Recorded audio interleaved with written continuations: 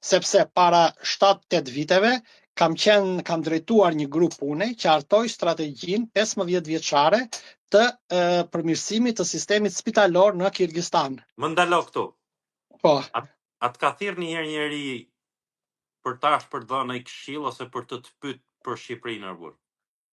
Më ka thirrur zonja Manastirliu ditën e parë që u shpall gjendja jashtëzakonshme për Covidin. Ditën e parë. Kaq. Kemi bër gati një orë bisedë dhe më tha do na ndihmojnë shumë këto idetë tua. Mi thashun me kënaqësi, bile shkova pastaj në shtëpi, ishte koha që e filluar karantina. Me 2-3 që në atë kohë unë jam marrë shumë me digitalizimin, kam gati 25 vjet që merren me digitalizimin në sistemin shëndetësor. Me njëherë kryem një program të bazuar tek i njëjti program që përdori më vonë Organizata Botërore e Shëndetësisë për ndjekjen e rasteve.